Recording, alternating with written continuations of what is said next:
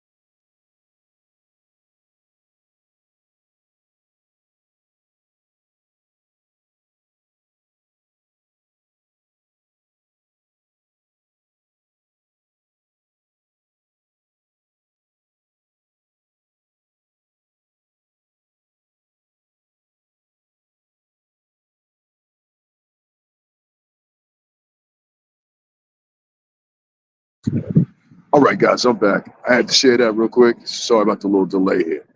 So yesterday, I had the pleasure yesterday in Harlem to go back to somewhere I ain't been around in a minute, and I'm one of them type of guys. See, I was raised by a whole bunch of like old school dudes, also some significantly old. Tend to be now that I think about it, I'm older now. But much older than me, man, to be honest with you. But the thing is here, I went to go see one of the elder gods yesterday. You know, nations of gods and earth, all that stuff or whatever. If y'all know what I'm talking about, it made me come to the realization of something. And I'm gonna share a video clip that I have that kind of is contention with this, but it started off with a conversation about Lord Jamar and Brand Nubian. That's where the conversation started. And so I hadn't realized that this gentleman was actually there when they filmed the video for Wake Up Nightmare Wake Up, which was some time ago. I mean, I was a kid when that video came out. So as I'm sitting there and I'm having this conversation with him, and I'm in Allah School of Mecca, which is where Lord Jamal and Brand Nubian, they shot that memorable video. I went there. That's an actual place, you know, spiritual place, in my opinion, you know. And so when I went in there, it was really a transformative moment for me because I was like, you know what? And he senses who I am. He told me, he was like, yo, you know what I mean? So it wasn't even about that. It's more so for me. That gentleman gave me this energy for confirmation about something I was thinking about. And that's what I want to segue into. So I'll be throwing that video up in a few minutes. I've been editing it. And it's why I want to put it together right because you know what I mean? He knows where to find me. He knows this channel. So I want him to see that correctly, see himself correctly. And I think I got the tone for it. I got like 3 versions. So we'll see which one I stick with. What it gave me confirmation of was this. There's something going on. And I told you guys this before and I tell you again. And I don't know if it's my like divine duty to tell y'all this, but I hope that you spread this along to your kids if you're Black or Latino. There's something happening in this country, and what they're doing is they are basically having a pitfall war for the lowest paying jobs, which lead nowhere. If you have been in this country for a very, very long time, then you know that. I'm talking about multiple generations. You know this for a fact. We've seen people die from it. We've seen people die and not have enough money to bury themselves. We've seen people die from sicknesses that not even a rich man, a moderately economical, financially stable person can usually afford, $200,000. Well, it's much more than that. I think the war for resources is going to turn out to be. That's my prediction. It's going to turn out to a war for resources. And what I mean by resources, I mean everything from food to everything else. Because a lot of these, what you guys don't understand is, and I know you don't because you're American, I have the luxury of being both from the Caribbean and American. But what you guys are seeing here, and I don't think you understand what you're seeing here, is you're seeing resources being sucked up financially. And what's that put you in a pickle? Especially when you got millionaires, billionaires, and this, if any stars listening to me, is the exact reason why they're mad at you because you spent years neglecting these people when you've seen things happening. There should have been way more stars out when COVID-19 was going on and said, hey, let me go to these neighborhoods or whatever. And if you think I'm exaggerating when I say that, the owner of Goya, The owner of Goya, all right, this is an international company. I got Goya products in my house right now. The owner of Goya, he actually pulled up in the Bronx with his trucks, okay? Pulled up in the Bronx with his trucks and was giving out food. I have that on this channel. Go check it out. So this is not nothing made up or anything like that. So that's why I said that help could be there. People talk so much about Puff and everything like that, but here's a confirmation of something that nobody puts in the conversation. When Detroit was hurt, messed up, and with the water, everybody sooner forget. It was Mark Wahlberg, Puff's company, that went out there and provided water for all those people out there in beautiful Detroit. Huh? That's when that one time Kimmy Love said Detroit. I said, are you serious? Don't say that, mama. Shout out to Kimmy Love. You gotta love that fucking ass. Excuse me. All right, that's another story. We're not gonna do that. But it made me realize something. There's a war for resources that's still moving. And this is the answer, because I know everybody says, you know, they'll come on, they'll say, oh, well, you know, hey, this is what's happening, but they ain't got no answers, right? I'll tell you what the answer is. You guys got to start supporting yourself in a whole different way. Even though you, Johnny, want to come late, and I'm sorry it's windy out here, but I wanted to talk about this when it was on my mind. One thing that I learned from them older guys and watching them, and like I said, I used to go into people's homes. They was playing Minister Feathercon on the radio. I like literally my friend Archie Davis up in Rhode Island. Shout out to him. Shout out to Onlyville. You know what I mean? Archie and his brother, Jesus Christ, Eddie. Both of those guys, they can tell you. You know what I'm saying? Born and bred Muslim as well. You guys don't know my history. That's why it's so fucking funny when people talk shit about me. I love black people. Are you kidding me? But I see you doing something fucked up. I'm gonna tell you, fuck that one. So spread whatever narrative you want to, huh? Spread whatever narrative you want to. For the ones that are paying attention, you will be saved. You trust me on this one. This is what's happening. If you will never believe nothing else I say, believe me when I say this, because that's what I felt like I got yesterday was confirmation when I was there. You know what I'm saying? And it was like, it wasn't in the sense of anything he said. It was just the conversation itself. Y'all give me a second. I'm opening my cigarettes and grabbing a lighter. It wasn't even just the conversation itself, even though the conversation was brief. But when I was at Allah's School of Mecca yesterday, it opened my eyes to there's something broader here. And YouTube is being used as a utensil. And see, drugs are like dopamine hits. You understand what I'm saying? YouTube is a drug. We're all addicted to it. We hear every day. We need a dose, you know what I mean? Hey, yo, who got the best shit on the block? That nigga Sean. Go see him. Sean got 2 for 25 on the block. You know, that's what it equates to when you're on here, you're on YouTube, especially if you're a YouTuber. It does.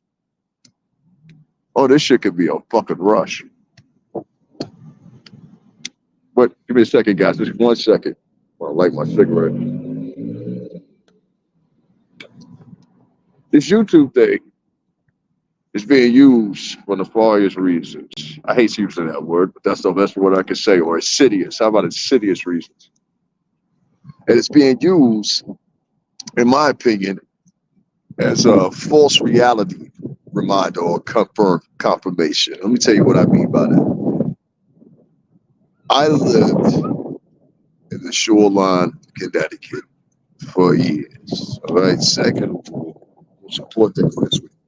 Second thing also is this. Not only did I live by the shoreline, but I lived good. You understand what I'm saying? And I worked for what I lived for. So make no mistake about that. I busted my ass when I was working, but that's not the point.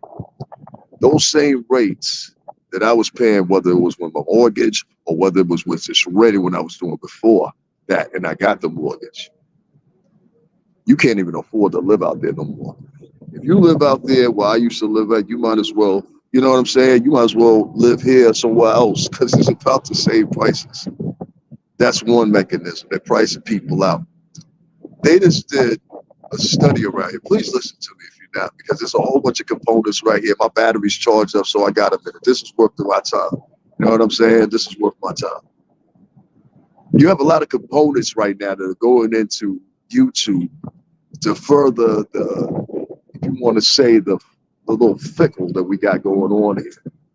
If you notice very carefully, if you are a Black or Latin content creator, and we have this proof, and there's a video on TikTok that you can go watch right now, and it's a female Latina creator, and she talks about how certain companies, they don't give her products and stuff like that, and how certain companies didn't want to give her a product because they felt like she didn't fit the demographic for, say, like France or Germany. I'm like, how? Well, Spain's right there. You know what I'm saying? They do this to African American and like Asian and many other people too. Some people, they do it sneakily, they do it with a smile. I hate a motherfucker that does it with a smile. And then there's some people that just outright tell you this how it is, depending on where you live, what demographic you're in.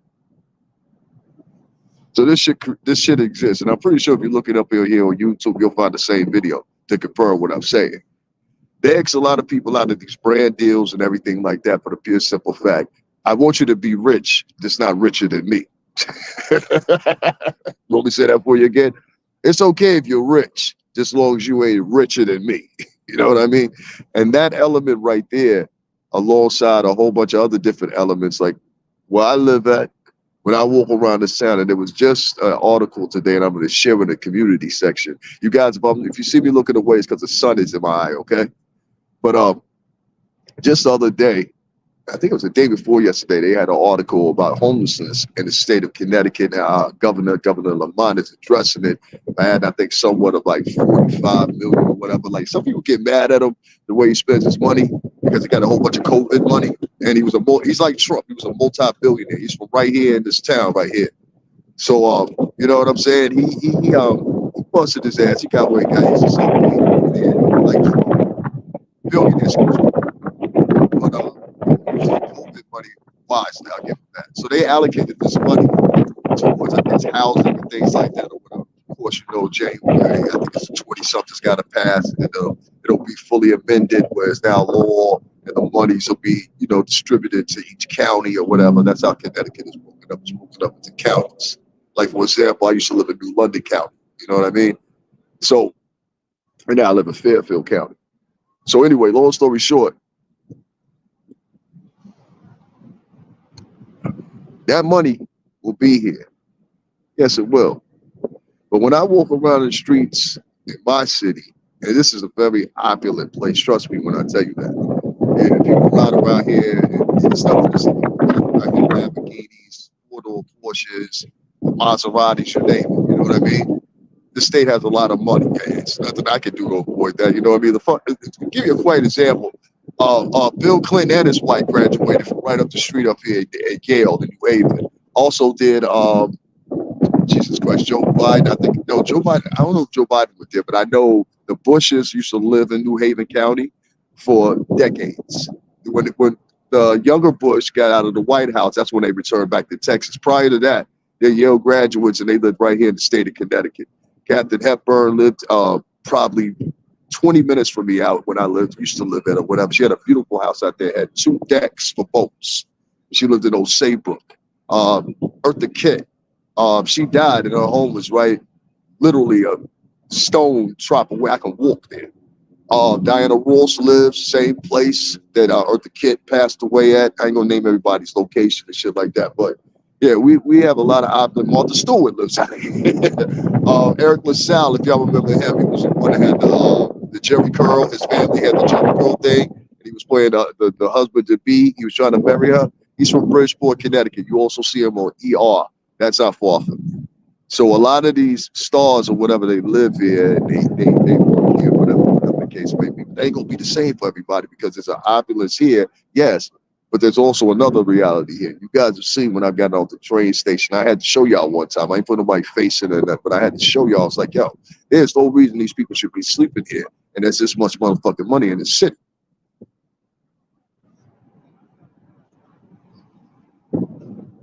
You literally got people sleeping on the stairwell. You know what I'm saying? And that shit's messed up. It's messed up. But that is one of the things that I see is the men. I don't see nothing but brown and black men sleeping in them hallways. You get a sprinkle of a white man here and there, you know what I'm saying? but you know what I mean? Like mostly all the faces I see is black and brown. And so throughout the whole state, evidently, because this has made the local news out here, that seems to be the same everywhere. So that's one way that everybody ain't gonna win. You understand what I'm saying? And what it'll be your responsibility, all these people I'm talking about on these podcasts. I'm an entrepreneur. I make $400,000 a year off OnlyFans. All right, well, bitch, what you doing with the money? You just buy cars and jewelry and shit. Like if that's all you doing, I mean that's old school shit. It'd be so funny that these younger rappers, they'd be like, yo, that's some old school shit. That's some old school shit. Well, I mean, nigga, you old school too. You got the usual suspects, the chain, the big car, the clothes. You understand? You got the usual suspects, but the guy already did that. I know. I was the same one. I was the same guy. You know what I mean?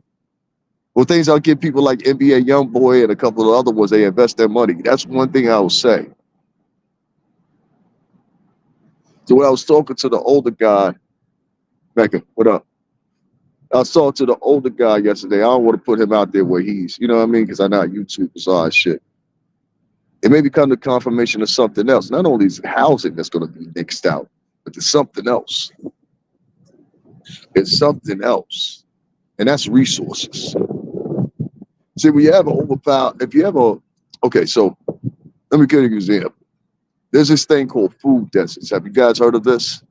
Food deserts. I know a lot of y'all don't want to hear this because this is not gossiping or whatever. And if you want to, you know, log on. But do me a favor, share this so some other people hear this. If you don't want to hear this, that's fine. You know what I mean? But I'm going to talk about it because it's my duty to do so, I believe.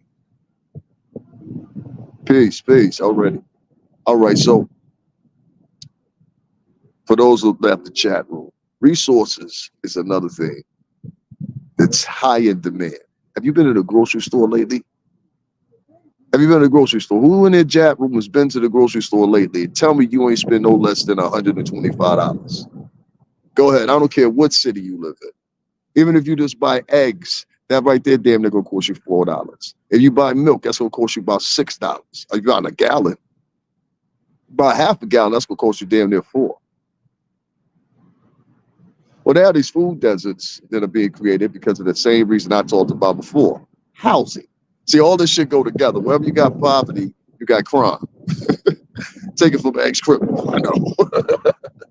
I said X for anybody listening. I said 8 pages more. Do y'all know that? 8 pages, I swear to God. I used to do all kinds of shit. I wore the last month. I swear to God. I put it up over here on what's the name before. You can find it, but it's still up here on this page. It ain't locked or nothing like that. It's there. 8 pages. Because it was like, yo, you ain't got no air. Oh, really? Here you go. You know what I'm saying? I ain't proud of that shit, but I'm just saying, I know how that life is.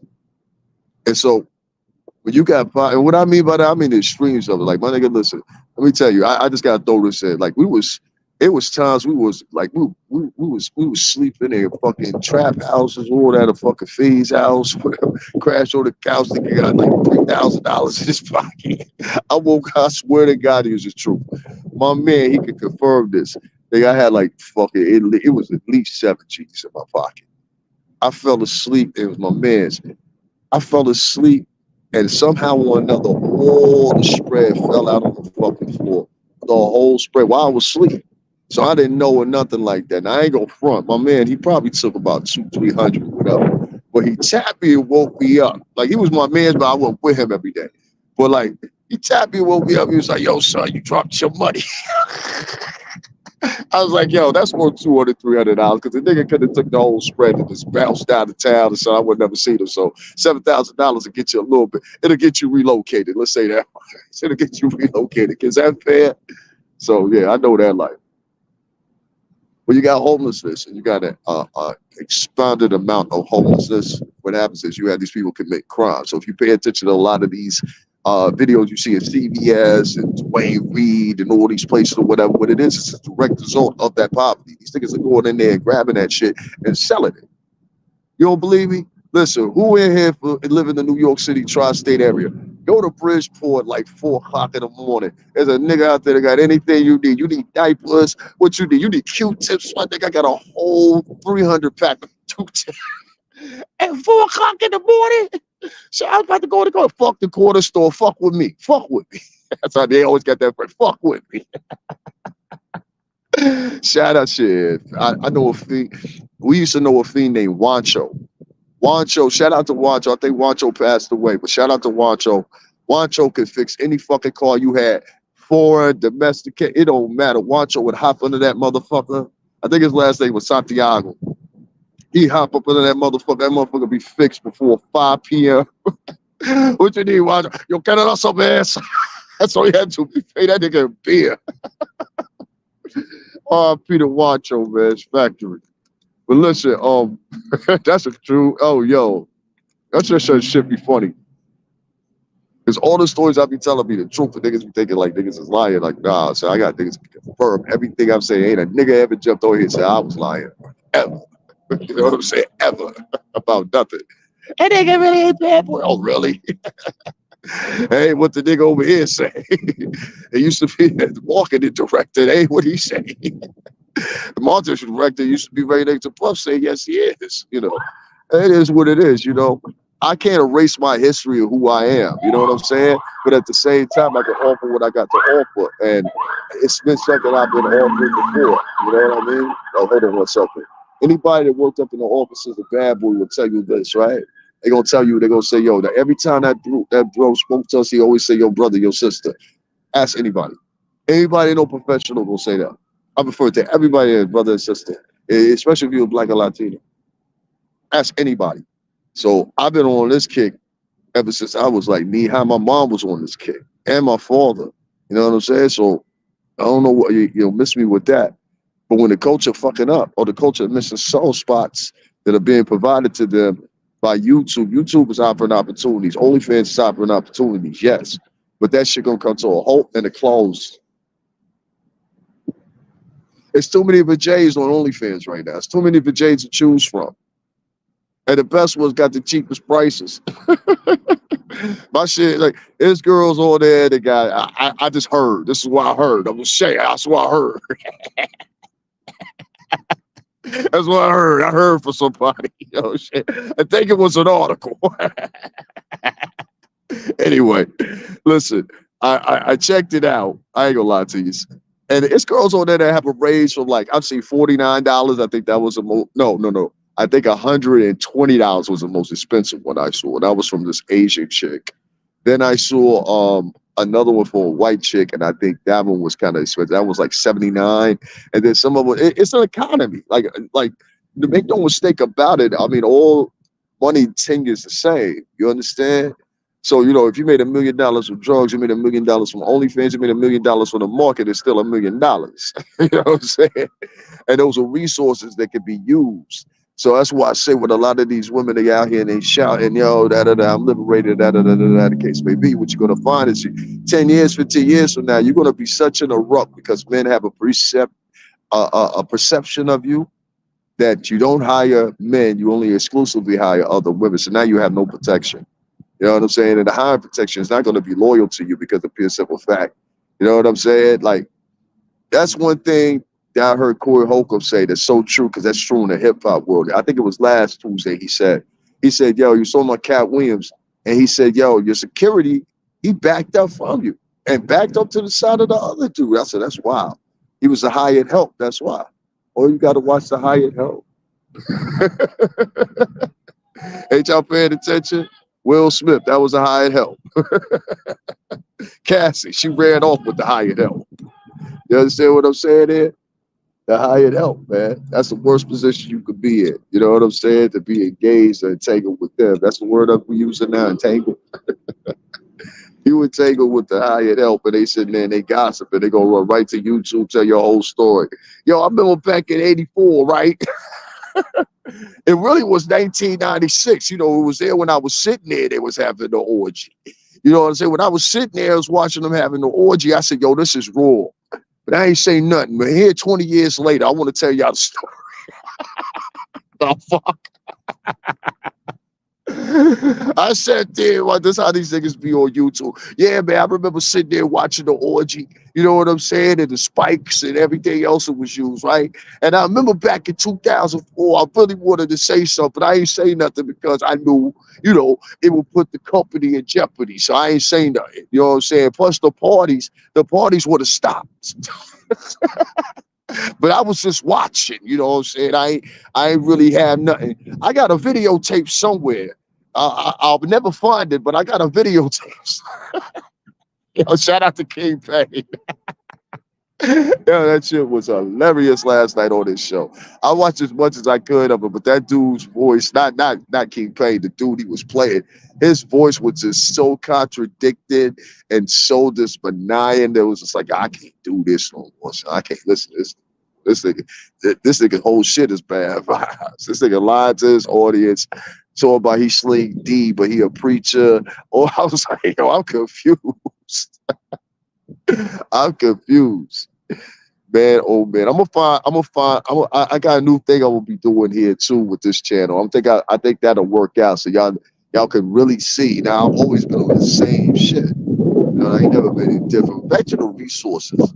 These resources are going to be taken over. You know, like we got 90,000 migrants that's made their way to New York City alone, neighboring city from me. And then over here, I forgot how much an estimate is that we got over here, but we got a lot over here too. And so, you know what I'm saying? Far from me be saying, because I'm half of an immigrant, right? But hey, it is what it is. It's a different plateau. And if you talk tap in with the Latinx community, which a lot of African Americans, you should be. Look up Latinx community. Y'all, excuse me, I got sick. It was raining up here last night hard. I got caught in it.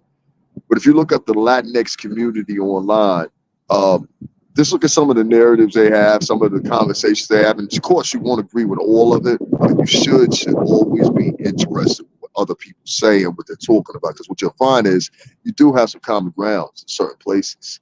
You know what I mean? One of them being resources is a big one, and another one, there seems to be a divide between the Latinx community and the migrant community that's arriving, a very big divide. And, you know, like I'll give you an example. Like in New York, right? Everybody, mostly I'm used to being around is like, and as y'all can see in my videos, my friends, you know what I'm saying? Everything like that. Shout out to La Mujer de la Hondora. But like, as y'all can see, like everybody I've been around like Honduran, Dominican, Puerto Rican, definitely Panamanian, Cuban, of course. Hey, would it be without Cubans? Jersey got one of the biggest Cuban communities outside Miami. That's a fact. Anybody say any different, they lie. Especially like Passaic County, like yeah, well. Anyway, long story short, salud la gente en la cubano, tú sabes siempre. But yo, you'll find in the Latinx community, there's a lot of people that are there that are pundits for and against the immigration policies that currently hold. You'd be surprised how many there are. There's a ton of them. And the population that I'm used to hanging around with, and the new population, they're from like Ecuador, Peru, Mexico, El Salvador. Ecuador is interesting right now because they got a gang war brewing over there, a real big gang war. And then same thing goes with Colombia and certain parts right now. They have a big game. See, if y'all don't understand, let me make y'all understand this. So I'm trying to make y'all understand how y'all affected by this too, while you should be speaking about different conversations in 2024. Fuck gossiping about a nigga. You know what I'm saying? That nigga did that shit. The judge gonna hit him. Then we talk about it. You know what I'm saying? If he did that shit, the judge, all these conversations, and I mean, who y'all advocating for? The police station? Like, let me know, man, because I don't fuck with no snitches and cop niggas and shit. Like, I want to have conversations with niggas in the chat. Let me find one of y'all niggas in cop, man. I bet y'all see you before the trial start. But anyway, listen. Facts. Yo, anyway, listen. That's the thing. How you're being affected is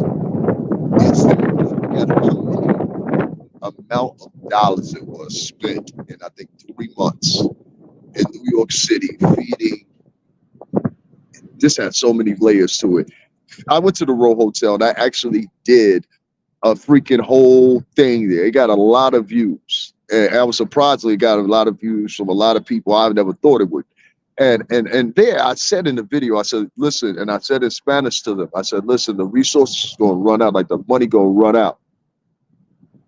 This past Monday, at that same hotel, they had migrants moving out of the hotel now, and now you only have a 60-day full stay.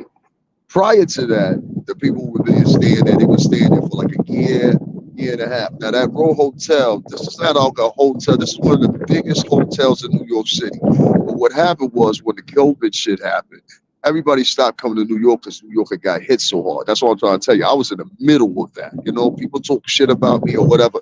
Nigga, I was in the middle of the pandemic in New York City. I got multiple videos of me being on the train, and you'll see for 8 cars, there's no one. I got caught in the George Floyd riot shit. I'm gonna put that back up for y'all, since you know niggas don't believe me. I filmed the whole shit.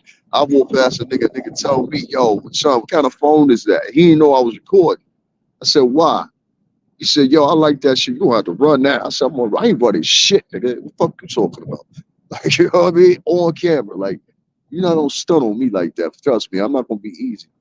It was just crazy, man, because that whole era right there created a different New York City, you know? And some people told me, oh, New York is quiet. Nah, the gangsters just be inside till it get like around about nighttime. You know what I'm saying? It's like it's an old joint, you know what I mean? Good night. In morning time, it's 6 a.m. Good night to all the drug dealers and strippers. You know what I'm saying? I don't know what y'all be on. You know what I'm saying? All this, you know, fake conservative shit. Y'all emulating conservatives. Y'all know that? Y'all iterate and imitate conservatives. The conservatives, trust me, don't care about you. They gave up on you back when fucking Frederick Douglass was here. Ask Umar that. I bet you he won't say anything different than what I just said. Ask Umar Johnson that shit. I bet you won't say nothing different than what I just said. The key to this year is economics and what we're placing this money. That's why I say so many times that so many people, they get so sensitive. You said the wrong thing to me. No, I'm trying to help you, motherfuckers. The same shit I've been doing. But after you've been trying to do this shit for years, you start getting a little fucking frustrated. You know what I mean? And a lot of people don't like the way I curse or whatever. I want y'all to look up something. It says people that curse are some of the most honest people in the world. Look that up right now. See what it says about people that curse. I found this out some years ago. I said, well, shit, I'm on the right path. I'm trying to help you guys. I really am. I'm telling you, there's something brewing. You don't see it right now, but this fucking YouTube shit is being used for that reason. I said, why are so many people on social media that are the same color? Why are they being with each other? You notice how I just explained to you about Latinx and the migrant community? It's the same shit. It's like this contingency of the have and the have-nots in the African-American and Latin community that are going against and trying to tear down the financial structures. And just like I mentioned the other day, I said, well, yeah, that's true, but say them niggas ain't guilty. Say them niggas ain't guilty. Like we had this conversation before with Bill Cosby. We said, oh, well, Bill tried to buy NBC. Okay, yeah. Bill tried to buy NBC. Now, I'm a full believer in this much, you know what I'm saying? I don't go along with all Jaguar rights conspiracy theories or whatever, but there is some realms of truth for some of the things she does say, some of the things she mentions, some of the things she says, as long as it's originally hers and it's not regurgitated fucking Google motherfucking articles. That's the shit I don't stand for. But Happy New Year's anyway, Scrams, if you're listening. You fucking fuck. Anyway. These arguments are going on in multiple different cultures about this migrant crisis. And what's happening is if you have to feed 90,000 people and they're staying at a Row Hotel, this has over, I believe it was 1,135 rooms. That's how big the hotel was. This is a luxury hotel at one time. You understand what I'm saying? This is a huge hotel. The other hotel, which is the Roosevelt, same thing. Shout out to my man, I always want to say his name, Don something. I forgot what his name. I'm sorry, bro. We follow each other, so I know you'll see this. I'm sorry I forgot what your last name is, but Don, he went over there to the Roosevelt and covered that. You know what I'm saying? That's the main place they have to go to check in. So these are not just migrants. And I do believe that these are just migrants that are coming from Mexico and Ecuador and these places I mentioned. Now, a lot of these people are coming by way through Latin America, and the majority of them, a lot of them, they showed this by a video I saw at the border, a lot of them happen to be Asian. Now, I don't know if you guys knew this or not, but one of the biggest immigrating populations that does it illegally is actually not Latinos, it's Asians into this country. Has been for some 20 years now. Now, if you don't believe me, go to the Department of Justice right now website. You'll see that for yourself. You see it for yourself. Y'all give me 2 seconds. I'm gonna light the cigarette.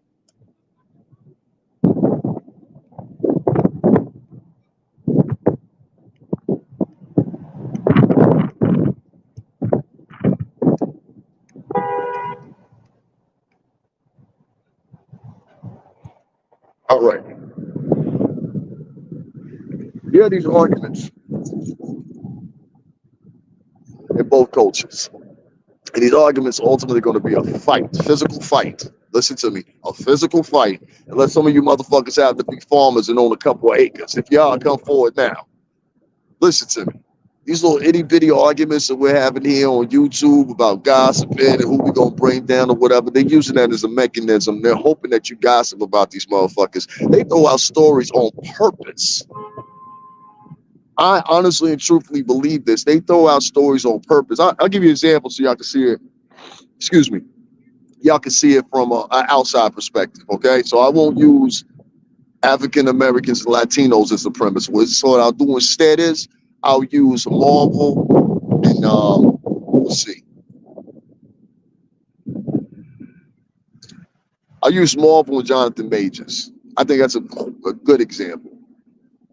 Marvel and Jonathan Majors right now, what they're trying to do is they're trying to do a PR campaign because they know just as well as I know that man ain't guilty. I was there. I was in the courtroom with them first day. You know what I'm saying? This is a fact. I came outside. That video is still available, so you see it. There's 3 bellows right there. So if I was lying, they would have definitely said you wasn't in the courtroom because they had to let me in. You know what I'm saying? So hey, it's that argument. You'll see them in the video. The other thing is this. The way I measure this is what happened with the Jonathan Majors thing and how they throw out stories out there is Marvel does something similar. So there's a whole bunch of vloggers that are on here and they do specifically just reviews of movies. They do reviews of movies, they do the predictions of movies, they do the predictions of, you know what I'm saying, what's going to happen next. I've been in comic books shit since I was a kid. You know what I'm saying? My cousin, R.I.P., he just died not too long ago, about 2 years ago. Sean, he got me into it. That was my older cousin. You know what I'm saying? R.I.P. to my mom, shout out to family. I miss him. I miss him a lot. That was the first time I cried in a long time. I don't cry about shit. I cried about that. Real talk. It's a funny feeling. Like, you can't even control that shit. You just like, damn. You know what I mean? That shit, wow. I'm like kind of sad just thinking about it. But Marvel, they use like a trajectory of what they do is they go on to these certain bloggers, especially the big bloggers that cover comic book movies and shit like that. And what they do is they grab little pieces of what they say or whatever, and they target their market to throwing out little pieces and excerpts, like, you know, quick little fucking flash or mini trailer or whatever, get the bloggers talking, they get up, draft anticipation. It's going to be a great one. You see it every time, and they use the same pattern every fucking time. I'm telling you this here. They use the same pattern every time. Well, they're doing the same pattern here on YouTube. See, they throwing out little stories, little tidbits, and now they got some of the actors and comedians, and it's going to go higher to in a minute. Next thing you know, it's going to be the politicians even more. Do y'all know the motherfucker that was that prosecuted Jonathan Majors as a black dude? Did y'all know that? Fought long and hard for white supremacy. No, we got to lock this nigga up. Let's get him for at least 2 charges. We got to get false. He passed me probably 3 or 4 times, and I didn't even know that was him until I saw a picture of him. I was like, oh my God, he's on the camera. I have him on camera. This is the man, a black man prosecuted Jonathan Majors. Yes, you heard me correctly, a black man. Oh, ain't no sympathy up in here when you come up in the master's house showing your ass. No, no, no, boy. It's Master Candid Plantation. Holders of the motherfucking key. You understand what I'm saying? Holders of the key. Now, the real holders of the key are like nigga like, you ever seen that J. Cole video? Get off my, excuse my French, get off my dick. Y'all ever seen that one?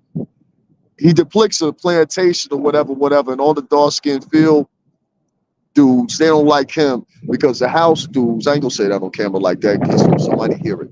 The house dudes, they, y'all know what I mean. The house dudes, they in the house and they out in the field, so they despise them. So it's a tier to slavery, if y'all ain't know that. You know what I'm saying? And so, oh yes, there's a tier to slavery. You know what I mean? Depending on what you look like, what your facial features are, all that shit. It's sad, but it goes like that universally, Caribbean too. So anyway, long story short, right? They turn around and they despise him so much, but all the time he got a plan working. And the plan is he's flirting with the master's daughter or whatever, get friendly with her, gets her to take the key from master. Not only that, grabs the guns. Shorty has something to do with the guns.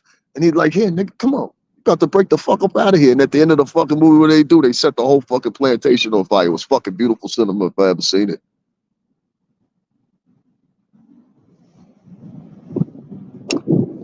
That was fucking cinema. So if y'all ain't never seen that J. Cole video, go watch it. Get off my dick. That's the name of it. I swear to God, that's the name of it. Interesting video. Don't listen to the song. Watch the video along with the song. They are using YouTube and dropping these fucking little, hey, guess what? Because they have a business that's dying. The business model was dying as we previously knew.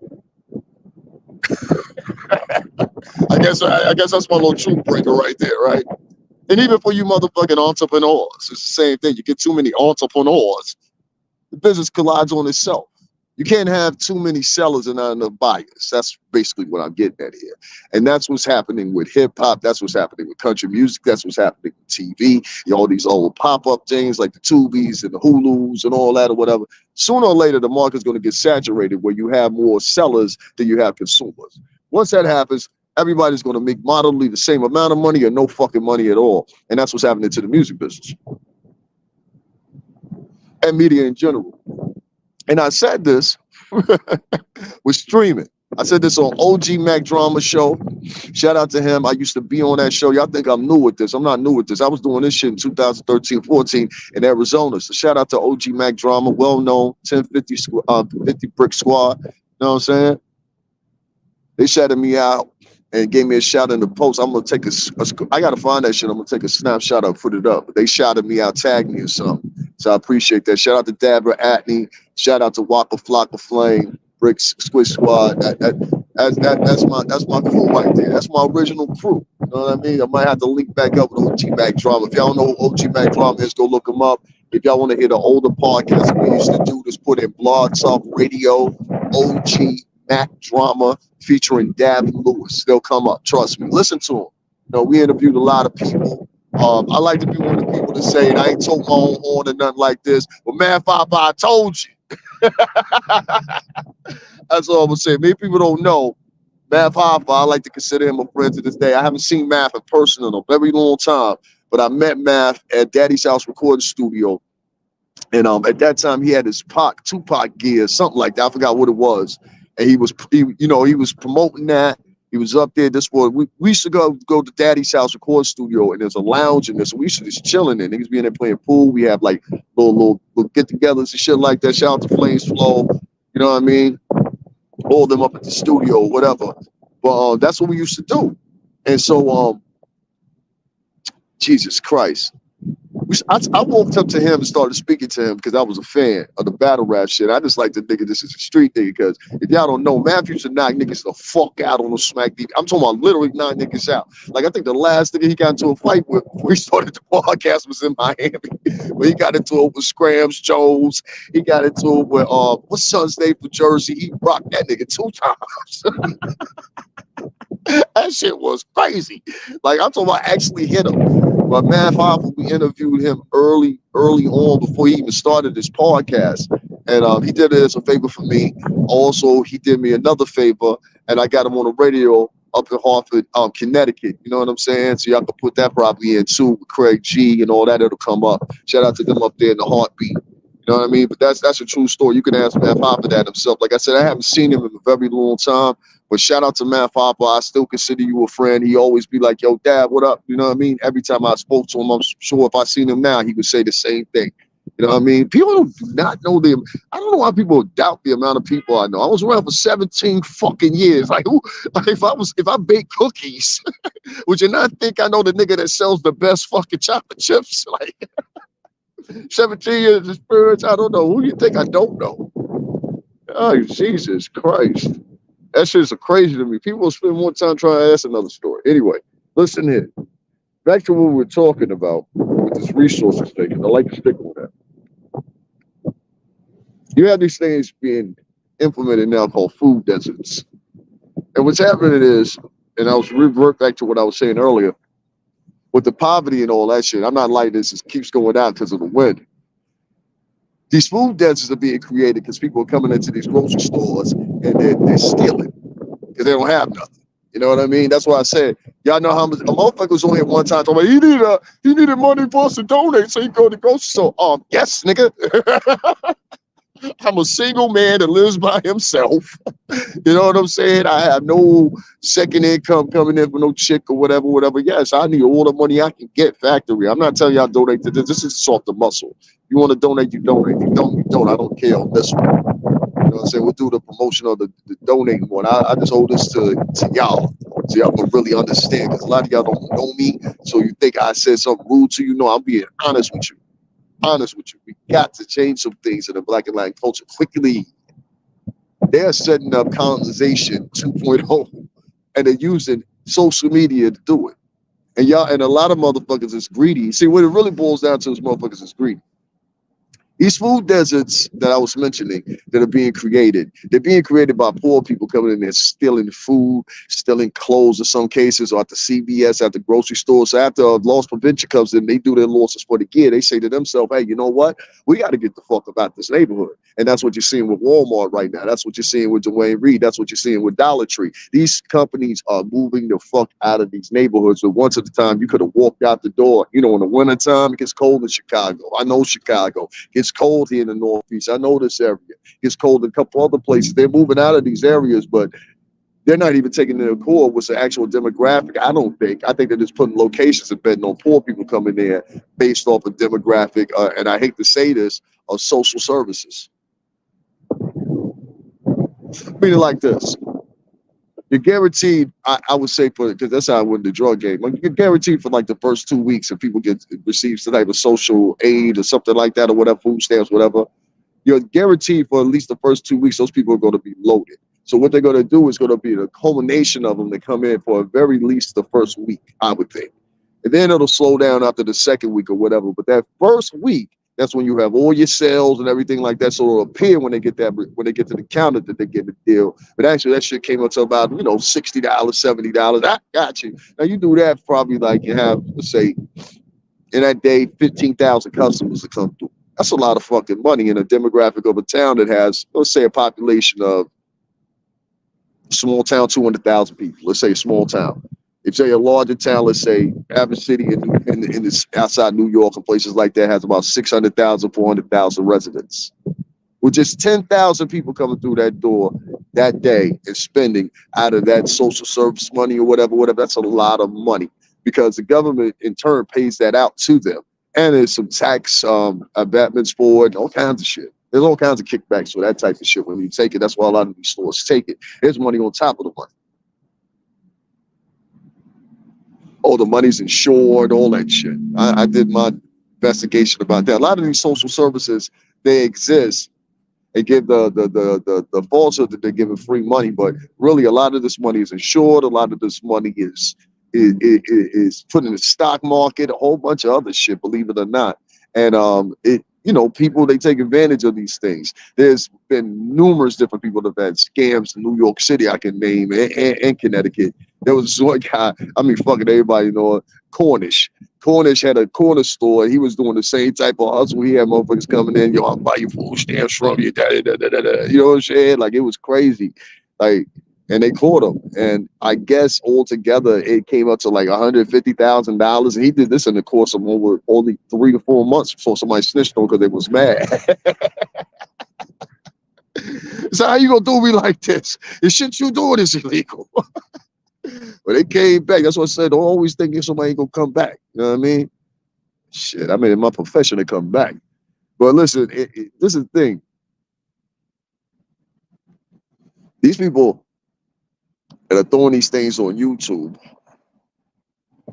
they're throwing it towards a crowd that's pretty much in poverty. If you ever notice that, most of the people that are on YouTube or whatever, the subscribers, if you really dig down, or you can find them on social media. I found a couple of them on outside of social media on YouTube, and I go look at their profile. I'm like, oh wow, there was this one girl talking the most shit to me, told me I having degrees and everything, and I swear to you, God, this chick had 4 kids at home and lived in the projects. She had pictures in front of the projects in Jersey.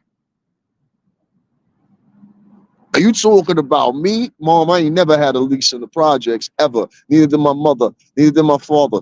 I don't know what the fuck you talking about. Yo, hold yourself, Mom. Hold yourself to a better accord. There be subscribers that be on here, they be talking to good God, but it's to give you an imagery. Are they something that they're not? That's why I never get on here, act like I'm nothing that I'm not. You know what I'm saying? I'm a nigga that got a great opportunity to work for a big record company. That shit is not over. But at the same time, it's over. I don't receive no checks from them or nothing like that or whatever. I'm more just so counsel at these stages. Something will come up. I'm building things together right now, writing music. You know what I'm saying? I play music for y'all sometimes. It's older music, but you know what I'm saying? It sounds like it came out now, right? I was ahead of my time. But and it's not that old. But anyway, long story short, I can't sit here and let these things transpire and be like, oh, well, because if worst came to worst, and tomorrow there was a fire on Earth, and all the jiggy motherfuckers, and how my uncle say that shit one time, jitterbugging motherfucker. That shit was the funniest shit ever. My uncle said, they still out here jitterbugging? So I said, shit, that shit's funny. I said, yeah, they still doing it up. Anyway, if something happened tomorrow, all these people will uniformly gather together, despite all the differences between monetary means and social needs and social structure and social status, perceived or in reality. You know what I mean? And they would fight together. But are you prepared to fight? I'm here to tell you, you're going to have to fight physically. That means you too, ladies. That means you too. Black women don't get online amongst their bragging. I'm talking about a certain type here. I'm not talking about all black women, so please don't not leave this room. Because ladies, some of y'all tired of these type of bitches. Black women get online and they're obnoxious, and it's a certain ilk and tier and type that gets online and they try to emulate the most obnoxious, most benign, most insidious white chicks they could possibly emulate. They don't emulate like a good white chick or a cool white chick. They emulate the worst types of white ones. And that's what I hate. I'm like, no, you acting like a prude. That's not acting like you got class. You're acting like a prude. I saw this a lot when I was in Atlanta. There's a lot of Black and Latin prudes down there. If you don't know what a prude is, look up the definition. But like prude people. You know what I'm saying? And I'm not used to prude people down there. And they held on so high regard, but that still, you got people getting shot at your clubs and your neighborhoods every fucking weekend. One of those happened to be a friend of ours on SO and everything else, 2 Ethiopian brothers, RP to Alice, man. That shit's crazy. You know what I'm saying? Because we were in the clubs, you know what I'm saying? Like for real. BT Hip Hop Awards was in Atlanta. So we was down there. We was down there the same year T.I. We went to a thing at Compound for T.I. when he got released. And we also went to one at King of Diamonds in Miami, which Cassie was at, because we sat there and we did this thing where we would link our arms. We did this at all the in-stores. We would link our arms or whatever, and usher in the artist, you know what I mean? And her and Puff had to walk right, they had to walk through us. You know what I'm saying? We rode in the same shuttles, and that's why niggas say we were some gophers. I was like, we some gophers. Nigga, we was living just like them niggas. Like, literally. We stayed at the nicest places. We ate good. Like, we had damn money all the time. Like, you know what I'm saying? Like, I can't complain too much. Wasn't been for Sean Perez and Puff, I wouldn't have seen the United States at the extent that I have and the way that I have. You know what I'm saying? And be there to lead you. You know how much it costs you to stay at motherfucking the Cleveland and Miami, nigga? She hot. What y'all niggas on? Nothing down here at the Cleveland. Let me let you go. Let me call you back. DJ MB on the set. I used to be like that all the time. I swear to God. Oh, just off topic real quick. I just want to say this. There was a gentleman that came into my comments. I didn't see him at first, and he left a comment. And I believe the comment said, if I'm correct here, he said, don't you know he's out for some type of real estate fraud or something like that or whatever? Mind you, he didn't mention Cesar Pena, who's really at the top of this discussion and case or whatever the case. But he didn't even mention him. If I would have threw up a picture with Cesar, he wouldn't have said nothing maybe. But I wrote it back and I said, and I wanted to say, homie, I've known this man and we've been around this man since 2011. You know what I mean? 2011. It is now 2024. So you think your drive-by-night comment gonna make me stop? I mean, whatever they get into, they get into. If they get convicted or something, I'm not gonna support that. Yeah, you was duping the people, But I'm telling you, this is on a larger scale. There's a movie that I implore all y'all go watch right now. No matter how you feel, watch the movie. It's called The Book of Clarence. All right. And the reason I say that is because it's about Jesus for one, but it's not in the way that y'all think. And I've now watched the movie, and I'm gonna tell you how this correlates into what YouTube is. In the movie, a man depicts himself as Jesus, and he goes around and just like Jesus, perform miracles and everything like that, or whatever the case may be.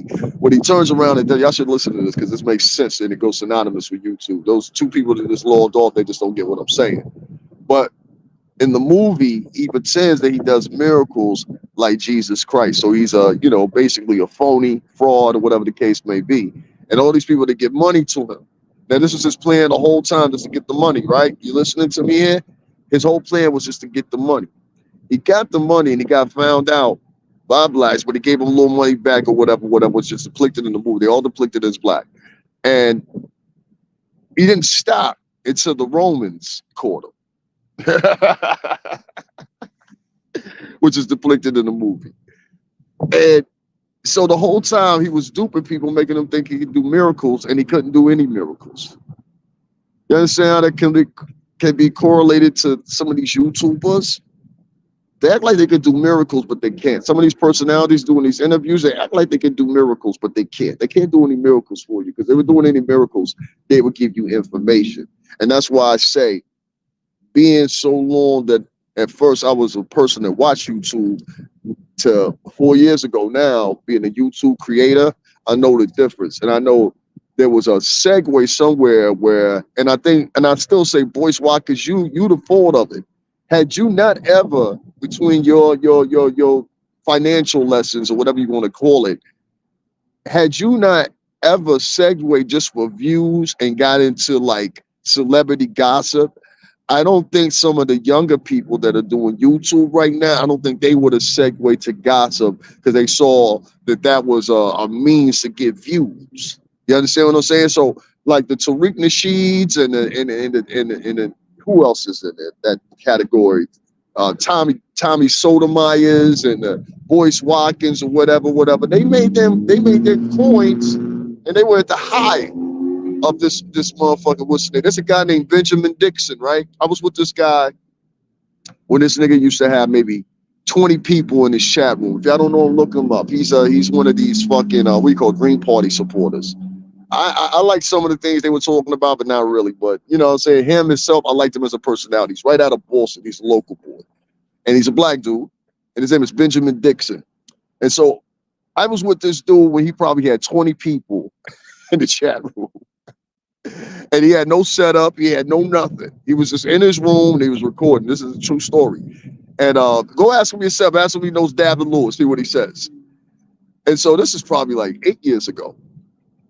And so I used to always be in his chat. I used to always support him. I used to always, and then I started seeing what I had predicted for him. I said, "You're gonna be big. You don't realize it yet, but you're gonna be big." He'll tell you I said those words to him not one time, not two times, not three times, but 4 or 5 times. I was in the music industry. I know when I see a star, when I don't see one. I know when one needs to be polished up. I worked with some of the best A&Rs you could think of. Blaze Flow, that done everybody from fucking Cardi B's first EP to Troy Ass first project. Y'all heard another video where I had where he had worked with Shakira, Justin Timberlake, Justin Bieber, and many of other people. So all those producers I done recorded with those same producers, and they in my videos telling you at my studio sessions. You know what I'm saying? I'm proud of that. But anyway, long story short, I am. Long story short,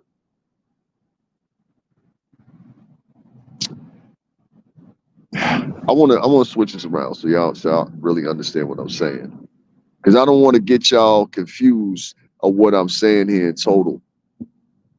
The music business itself is crumbling. It's worth pennies on the dollar now. You understand what I'm saying? If you guys are online and you're bashing your own multimillionaires, you remove a structure, an infrastructure. You may not realize it, but it's a trickle-down effect. Once you get rid of those millionaires and billionaires, you know how many people Bill Cosby employed at one time? All those people are left without jobs.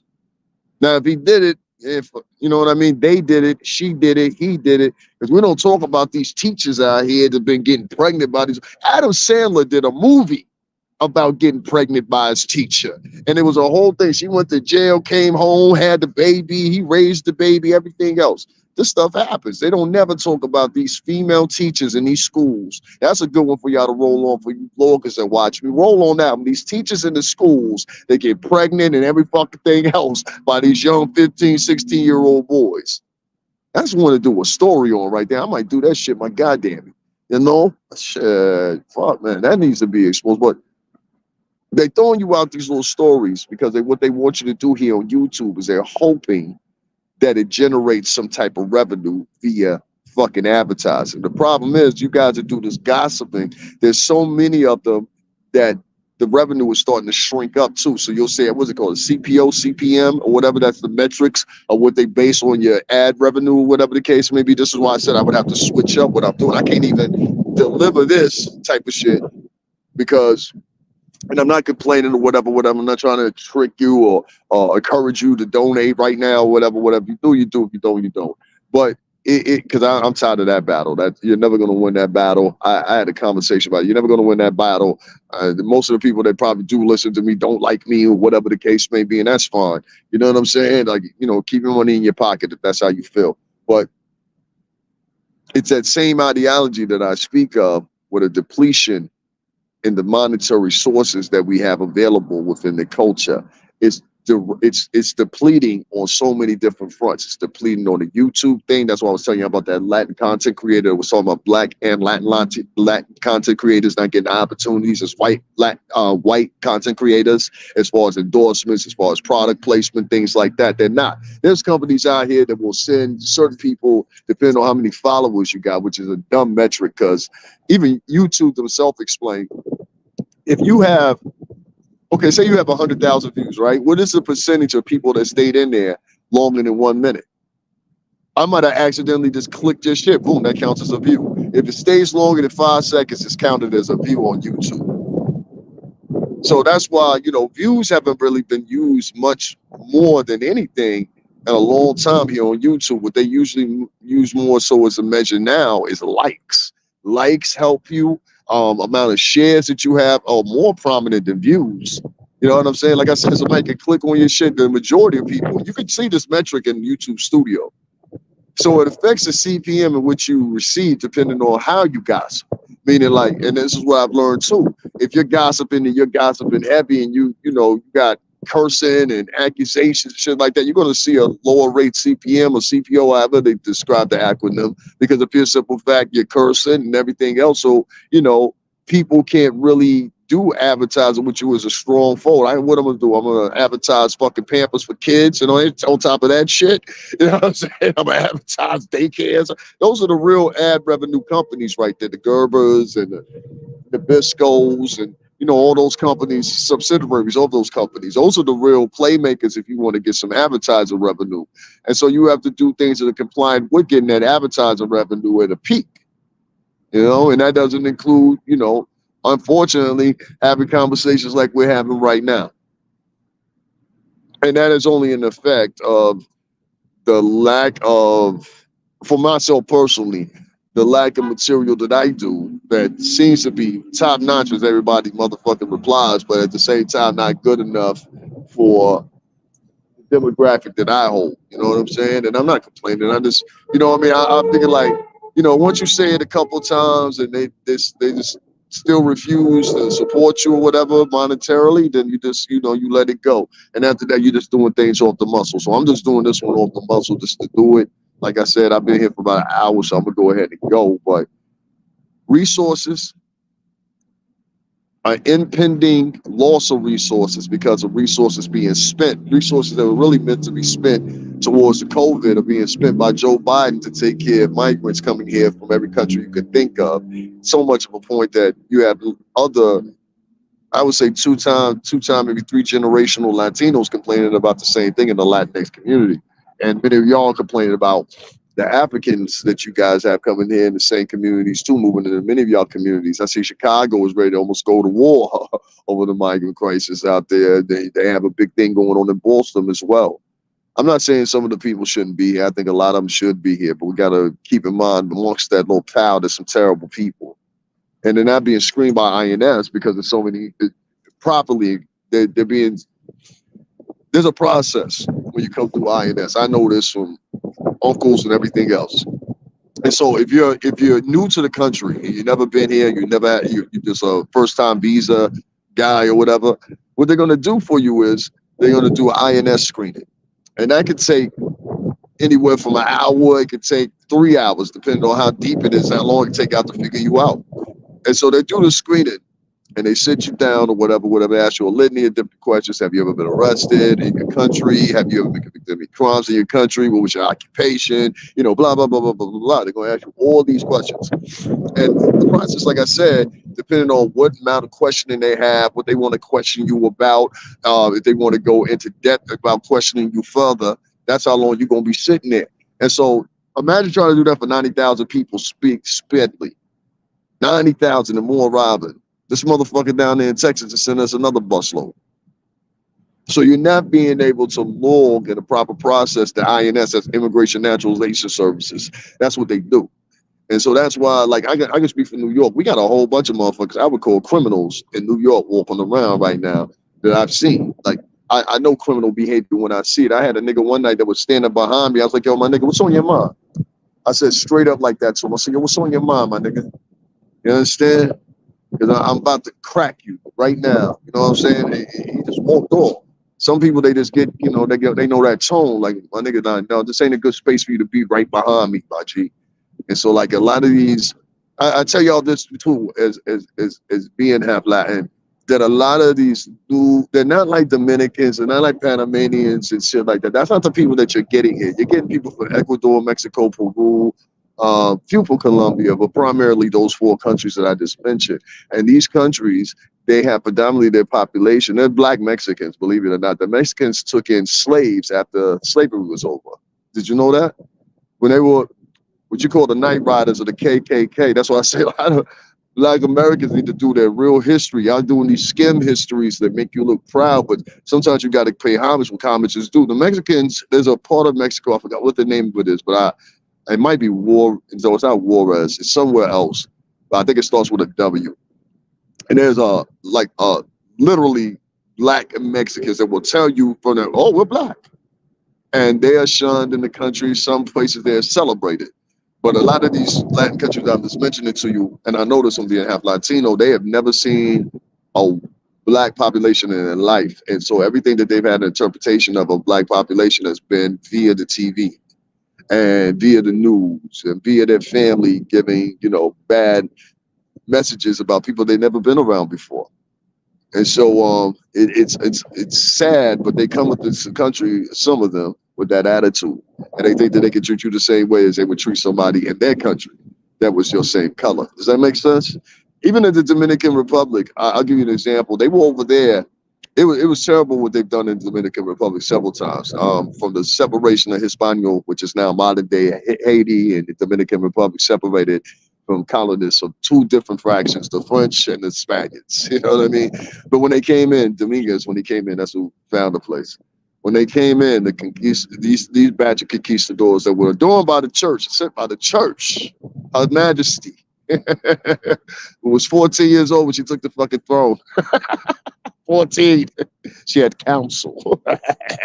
Anyway, this little bitch, because that's what she was. This little bitch gave authorization with her signature to send these explorers over, and they found Hispaniola, whatever. It was a little fight over briefly, whatever. But there was 2 times. You have a guy, and I told you guys to look him up. Jesus Christ is right on top of my head right now, too. Starts with a T. But he was the president of the Dominican Republic.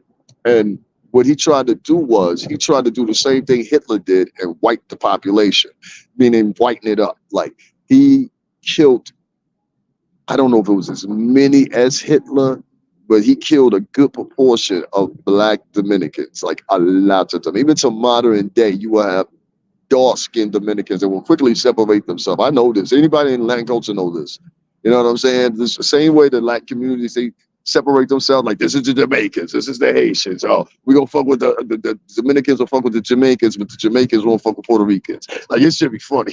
You know what I'm saying? Like, I'm dead serious. The Jamaicans and Dominicans, they like this. Especially you get a big Jamaican, a big Dominican. Oh my God. Them Jamaican niggas love them a big Dominican chick.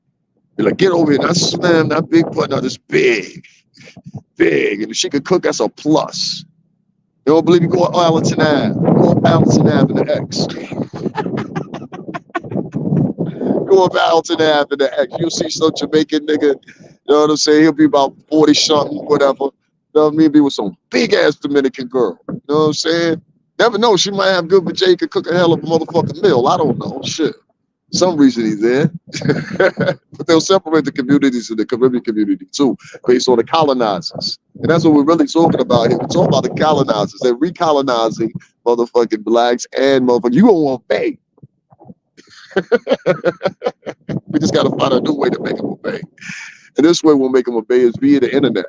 We'll reward them with trinkets, rags, and tatters for each time to decimate one of their own on a daily basis. And that's the key. Y'all stop doing that shit. Y'all helping these motherfuckers. I'm trying to tell y'all helping these motherfuckers. This shit transcends further than you. It's bigger than you. When white people hear this and they get on it, this is what TMZ does. Harvey, I'm sorry. This is what TMZ does. There was a point where TMZ ain't talking about no fucking rap or nothing like that. And all of a sudden they started talking about rap. So it's a TMZ effect. The news agencies want to be just like TMZ because TMZ in sight reports a lot of the news simultaneously as the regular news does. So they're in competition with TMZ, you feel me? They're in competition with them. So based on the fact that they're in competition with them, what they do is they emulate the same structure. Put something out there, get something out there to talk about. This gets views. This translates into advertising revenue. Out of the tens of thousands of people who are going to do subjects on this, it's going to be different people that do it in a way that's more presentable than others.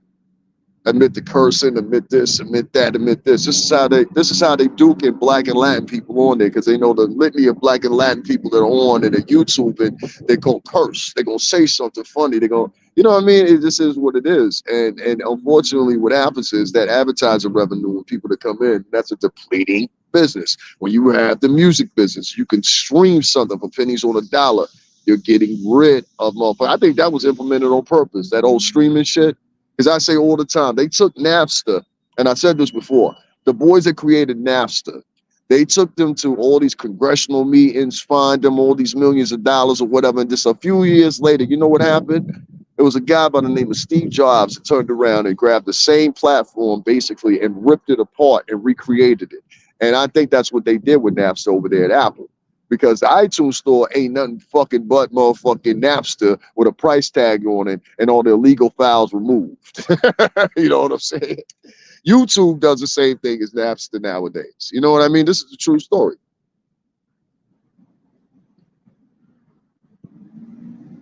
Shout out to Arizona. They could be like, that nigga got a beer. See what he doing? But they did the same exact thing. And the iTunes stores ain't nothing but Napster, in my opinion. You know, other people may differ. Mm-hmm. They're depleting the money in these businesses. In my opinion, they don't want to see hip hop no more. Hip hop is gradually getting turned into a pop, electric, European type of form that's more melodic than it is about bars. And I'm not trying to be no nostalgia shit. And I think they're trying to die it down. And the only reason I can think they're trying to die it down is because of the pure simple fact of the violence that's entailed with it. If you notice, what's the last time you had to break a story about some white dude in the music industry that did some atrocious things? You gotta tell me that. When's the last time you saw somebody that was white in the music business? When's the last time you saw one of these guys get exposed? Can y'all tell me?